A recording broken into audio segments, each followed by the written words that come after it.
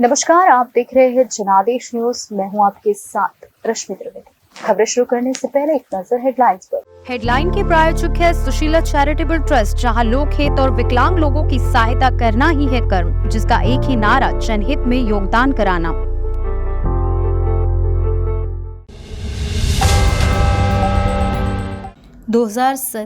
Repeat 2047 में विकसित भारत बनेगा, ये मोदी की गारंटी है। प्रधानमंत्री के भाषण की खास बातें जानेंगे। लोकसभा चुनाव से पहले इंडिया गठबंधन पर अमित शाह ने ऐसे किया वार।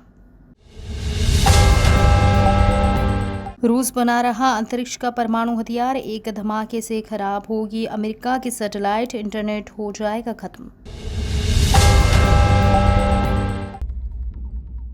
लोकसभा चुनाव से पहले बीजेपी के राष्ट्रीय अधिवेशन के समापन अवसर पर पीएम मोदी ने भाषण दिया। पीएम मोदी ने बीजेपी के 10 साल के शासनकाल की उपलब्धियों का जिक्र किया।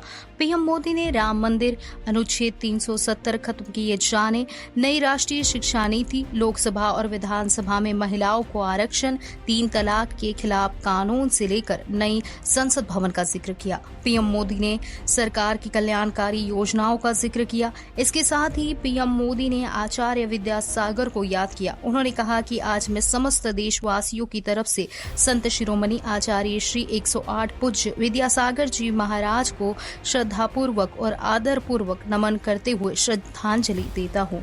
जानते हैं कि पीएम मोदी के भाषण की खास बात क्या थी। पीएम ने कहा कि आज 18 फरवरी है और इस कालखंड में जो युवा 18 वर्ष के पड़ाव पर पहुंचे हैं, वो देश की 18वीं लोकसभा का चुनाव करने वाले हैं। अगले 100 दिन में हम सबको जुट जाना है। हर नए वोटर, हर लाभार्थी, हर वर्ग, समाज, पंथ, परंपरा, सबके पास पहुंचना है। पीएम मोदी ने कहा कि मैं विकसित भारत का वादा कर रहा हूं। उन्होंने कहा कि एनडीए ने विकसित भारत का सपना देखा। उन्होंने कहा कि कोई विपक्षी दल ये वादा नहीं कर सकता है। उन्होंने कहा कि हम 1947 तक विकसित भारत बनाने के लिए काम कर रहे हैं।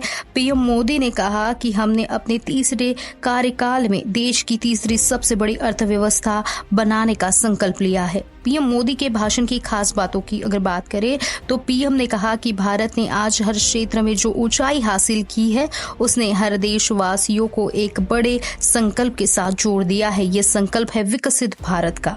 पीएम ने कहा कि अब देश न छोटे सपने देख सकता है और न ही छोटे संकल्प ले सकता है। सपने भी विराट होंगे और संकल्प भी विराट होंगे। ये हमारा सपना भी है और संकल्प भी है। पीएम ने आगे कहा कि आज विपक्ष के नेता भी एनडीए सरकार 400 पार के नारे लगा रहे हैं और एनडीए को 400 पार कराने के लिए भाजपा को 370 का माइलस्टोन पार करना ही होगा। पीएम ने कहा कि हम तो छत्रपति शिवाजी को मानने वाले लोग हैं। जब छत्रपति शिवाजी महाराज का राज्याभिषेक हुआ तो उन्होंने ये नहीं किया कि सत्ता मिल गई तो चलो उसका आनंद लो। उन्होंने अपना मिशन जारी रखा। 140 करोड़ भारतीयों के सामर्थ्य का सम्मान है। और भाइयों बहनों, विदेश नीति के जो भी जानकार हैं, वो विदेश से मिले हर संकेत भी पकड़ ले रहे होंगे। आज अलग अलग देशों में सत्ता और विपक्ष के दल ये खुलकर मानते हैं कि भारत के सशक्त होने से पूरी दुनिया का हित होने वाला है। ये पूरी दुनिया मानने लगी है। आज हर महाद्वीप में भारत का सम्मान, भारत की ताकत बढ़ रही है।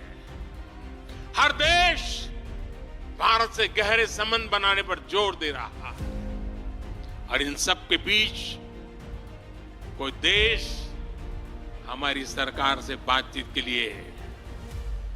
आप जानकर के हैरान होंगे, अभी तो चुनाव बाकी है, लेकिन मेरे पास जुलाई, अगस्त, सितंबर के डेट पड़े हुए निमंत्रण दे करके। इसका अर्थ क्या है? इसका अर्थ है कि दुनिया के विभिन्न देश भी बीजेपी की सरकार की वापसी को लेकर पूरी तरह आश्वस्त है। वो भी जानते हैं, दुनिया का हर देश जानता है, दुनिया की हर शक्ति जानती है, आएगा तो आएगा तो, लेकिन वो सब सोचने देख लें, विदेश नीति को लेकर बड़ी बड़ी बातें कही जाती थी। अभी मैं कुछ दिन पहले ही यूएई और कतर से जाकर के आया हूं। तमाम देशों से हमारे रिश्ते कैसे मजबूत हैं, ये आज दुनिया देख रही है। आज पश्चिमी एशिया के देशों से हमारे संबंध अब तक की सबसे मजबूत स्थिति में। 2015 में जब मैं यूएई गया था पहली बार, आप हैरान हो जाएंगे, मेरे पहले 34 साल तक देश का प्रधानमंत्री वहां नहीं गया था। सोचिए किस तरह हमने उस पूरे क्षेत्र को छोड़ रखा था। कांग्रेस की सरकारें पूरे वेस्ट एशिया को सिर्फ पाकिस्तान के संदर्भ में देखा करती थी। उन्हें भारतीयों की शक्ति और उनके विश्वास पर भरोसा ही नहीं था। लेकिन आज भारत इस क्षेत्र से संबंधों का नया अध्याय लिख रहा है। पहले लोग सोचते थे कि बस तेल का इंपोर्ट कर लेते हैं और यहां से कुछ लेबर बेच देते हैं ताकि उनको रोजी रोटी मिल जाए। अब ऐसा नहीं है। आज ट्रेड, टेक्नोलॉजी, टूरिज्म, ऐसे अनेक क्षेत्रों में हमारे संबंध बहुत बेहतर हैं और हम निरंतर विकास कर रहे हैं। यहां तक कि अरब के 5 देशों ने मुझे अपना सर्वोच्च सम्मान तक दिया है। यह सम्मान मोदी का नहीं है, 140 करोड़ भारतीयों के सामर्थ्य का सम्मान है। और भाइयों बहनों, विदेश नीति के जो भी जानकार हैं, 2024 के लोकसभा चुनाव में फिर से मोदी सरकार बनना तय है। ये दावा केंद्रीय गृह मंत्री अमित शाह ने दिल्ली के भारत मंडपम में चल रहे बीजेपी के राष्ट्रीय अधिवेशन में किया। उन्होंने कहा कि मोदी सरकार में आतंकवाद और नक्सलवाद अंतिम सांसें गिन रहा है। मोदी के अगले कार्यकाल में देश से आतंकवाद, नक्सलवाद का सफाया हो जाएगा। अमित शाह ने कांग्रेस पर भी जमकर निशाना साधा। जी हां, उन्होंने कांग्रेस कार्यकाल में हुए घोटालों को गिनाते हुए कहा कि देश में भ्रष्टाचार की जननी कांग्रेस पार्टी है। 75 वर्ष में इस देश ने 17 लोकसभा चुनाव, 22 सरकारें और 15 प्रधानमंत्री देखे हैं। देश में हर सरकार ने अपने समय पर समयानुकूल विकास करने का प्रयास किया है, लेकिन आज मैं बिना किसी कंफ्यूजन के कह सकता हूं कि समग्र विकास, हर क्षेत्र का विकास और हर व्यक्ति का विकास करने का काम केवल नरेंद्र मोदी जी के 10 वर्षों में हुआ है।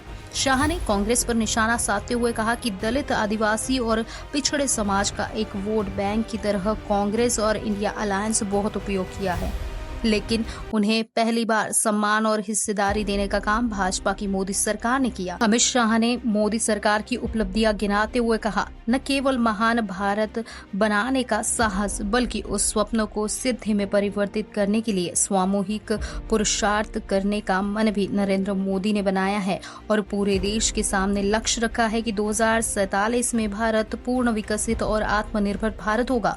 पहली बार देश का गौरव पूरी दुनिया में महसूस किया। दुनिया में भारत के लोग कहीं भी जाते हैं तो वहां के लोग कहते हैं कि मोदी के भारत से आए होना। दुनिया में ये पहचान बनाने का काम हमारे नेता नरेंद्र मोदी ने किया है। गृह मंत्री अमित शाह ने कहा कि आज आप सबके माध्यम से भाजपा के करोड़ों कार्यकर्ताओं से कहना चाहता हूं कि अगले चुनाव में 2 खेमे आमने सामने हैं। एक तरफ है मोदी जी के नेतृत्व में एनडीए का गठबंधन और दूसरा है कांग्रेस के नेतृत्व में सारी परिवारवादी पार्टियों का घमंडिया गठबंधन। ये घमंडिया गठबंधन भ्रष्टाचार, परिवारवाद और तुष्टीकरण की राजनीति का पोषक है और भाजपा एवं एनडीए गठबंधन राष्ट्र प्रथम के सिद्धांत पर चलने वाला गठबंधन है। केंद्रीय गृह मंत्री अमित शाह ने कहा कि इंडिया गठबंधन और कांग्रेस पार्टी इस देश के लोकतंत्र को खत्म कर रही है। उन्होंने देश के लोकतंत्र को भ्रष्टाचार, परिवारवाद, तुष्टीकरण, जातिवाद से रंग दिया।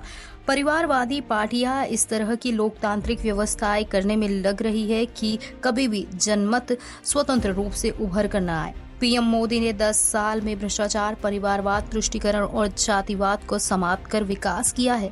अमित शाह ने विपक्षी इंडिया गठबंधन पर निशाना साधते हुए कहा कि इंडिया अलायंस 7 परिवारवादी पार्टियों का गठबंधन है। उन्होंने कहा कि इस देश में 2G, 3G और 4G है।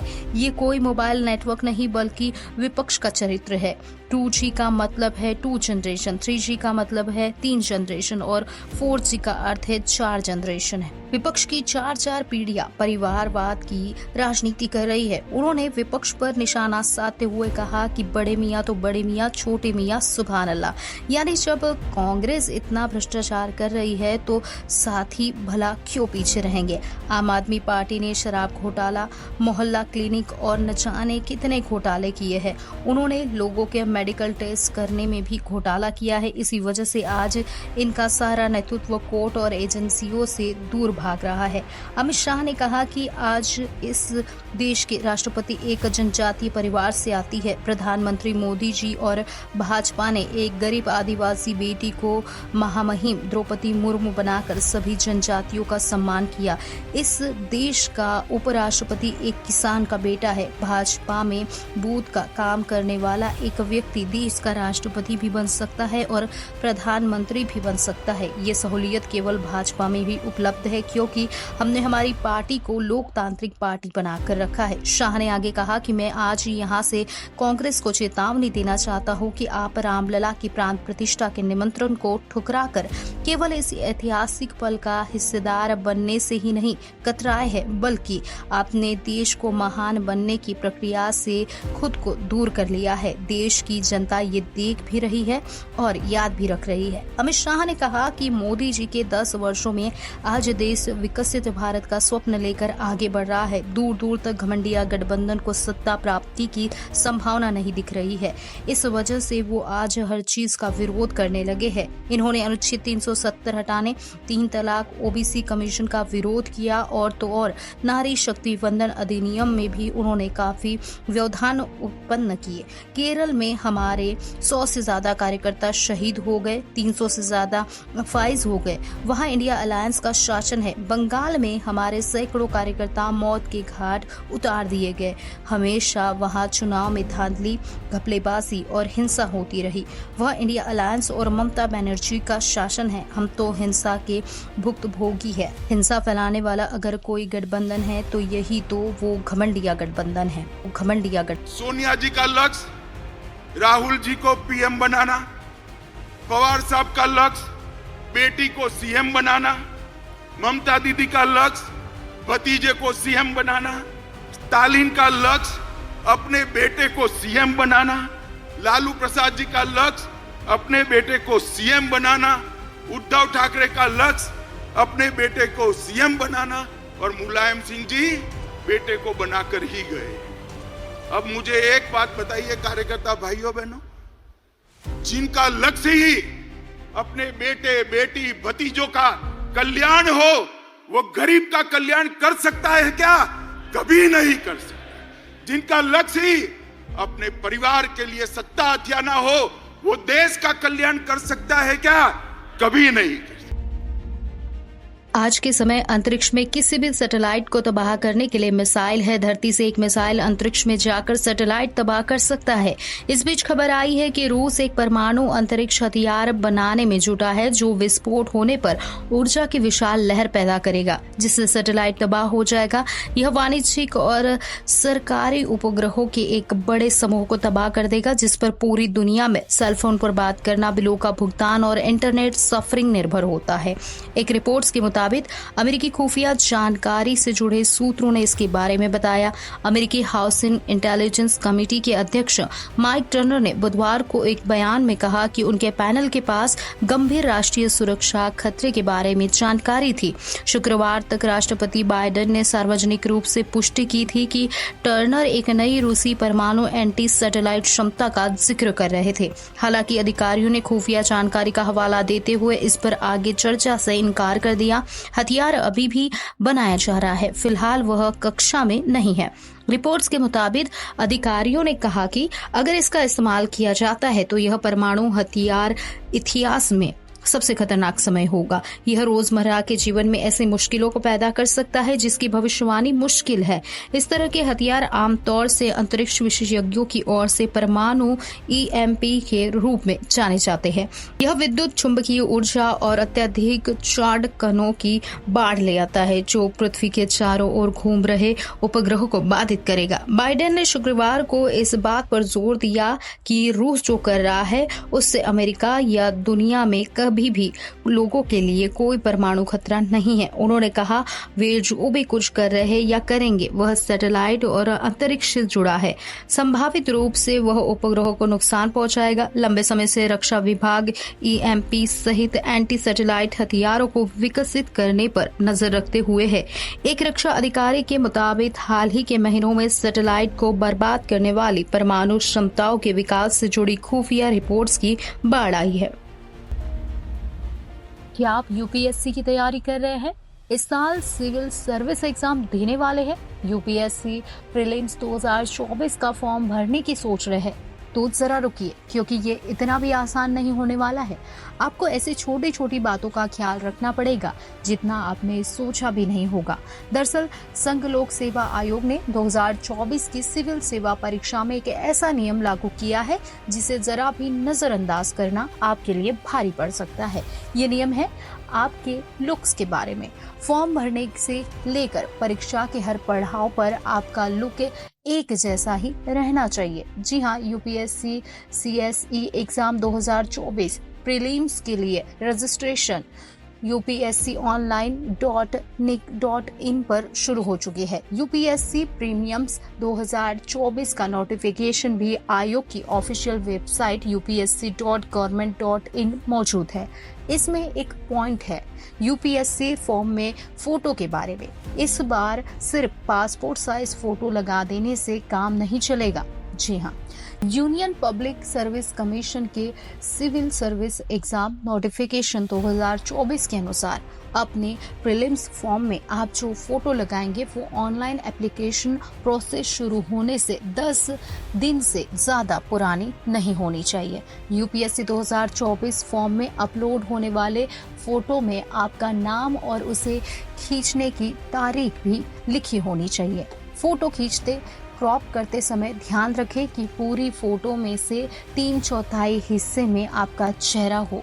आपका सिग्नेचर और फोटो JPG फॉर्मेट में होने चाहिए और इसका साइज 20 KB और 300 KB के बीच होना चाहिए। इस फोटो में आपका जैसा लुक होगा बिल्कुल वैसा ही UPSC एग्जाम के सभी स्टेज यानी प्री मेंस और इंटरव्यू के समय होना चाहिए। यानी अगर फोटो में दाढ़ी है, चश्मा लगा रखा है, मूंछ रखी है या कुछ और, तो एग्जाम के समय भी आप वैसे ही दिखने चाहिए। क्योंकि अगर परीक्षा के समय आपका चेहरा फॉर्म में लगी फोटो से मैच नहीं होगा तो हो सकता है कि आपको एग्जाम में एंट्री ना मिले। UPSC सिविल सर्विसेज 2024 की वैकेंसी की बात करते हैं। इस साल UPSC सिविल सर्विस एग्जाम के जरिए कुल 1056 पदों के लिए उम्मीदवारों का सिलेक्शन करेंगे। IFOS के लिए 150 पद है। UPSC प्रीलिम्स एग्जाम 2024 का आयोजन 26 मई को होने वाला है, जबकि UPSC मेंस 2024 की परीक्षा 20 सितंबर से ली जाएगी। रोहित शेट्टी की सीरीज इंडियन पुलिस फोर्स के बाद सिद्धार्थ मल्होत्रा अपनी अगली फिल्म योद्धा के साथ दर्शकों को लुभाने के लिए पूरी तरह तैयार है। इस फिल्म के लिए वो लंबे समय से एक्शन सीन्स की तैयारी कर रहे थे, जिन्हें वो अब करते नजर आएंगे। इसके फर्स्ट लुक पोस्टर के बाद से ही फैंस ये देखने के लिए एक्साइटेड हो रहे हैं कि मेकर्स के पास क्या नया है। योद्धा का टीजर रिलीज होने के एक दिन पहले मेकर्स ने हाल ही में एक और नया पोस्टर रिलीज किया है, जिसमें सिड एक भयानक अवतार में नजर आ रहे हैं। 18 फरवरी रविवार को सिद्धार्थ मल्होत्रा ने अपने इंस्टाग्राम पर फिल्म योद्धा से उनका नया पोस्टर शेयर किया। योद्धा के टीजर रिलीज से पहले जो पोस्टर जारी किया गया है उसमें उनके हाथ में एक बंदूक है और वह अपने लक्ष्य पर निशाना साध रहे हैं और लड़ाई के लिए तैयार है। फिल्म की टैगलाइन ब्रेस फॉर इम्पैक्ट भी ध्यान खींचती है। योद्धा के लिए एक्साइटेड हुए हैं फैंस। जी हाँ, फिल्म की रिलीज डेट ने फैंस के बीच एक्साइटमेंट अब पैदा कर दी है। जी हाँ, फिल्म की रिलीज डेट ने फैंस के बीच एक्साइटमेंट पैदा कर दी है, जिसे उन्होंने कमेंट सेक्शन में आकर दिखा दिया। एक फैन ने लिखा, टीजर के लिए बेहद एक्साइटेड। दूसरे ने कमेंट किया, योद्धा के लिए एक्साइटमेंट का स्तर बढ़ रहा है। जबकि तीसरे फैन ने लिखा, वाह खतरनाक दिख रहे हैं। और एक ने कहा, बहुत बढ़िया, देखना एक्साइटिंग होगा। योद्धा की कास्ट की बात करते हैं तो सिद्धार्थ मल्होत्रा की फिल्म का डायरेक्शन सागर अम्बरे और पुष्कर ओझा ने किया है। फिल्म में दिशा पाटनी और राशि खन्ना भी लीड रोल में है। एक्शन से भरपूर यह फिल्म प्राइम वीडियो, धर्मा प्रोडक्शन और मेंटर डिसिपल फिल्म्स ने बनाई है। प्रोडक्शन टीम में हीरू, यश जौहर, करण जौहर, अपूर्व मेहता और शशांक खेतान शामिल है। योद्धा 15 मार्च 2024 को सिनेमाघरों में रिलीज होने वाली।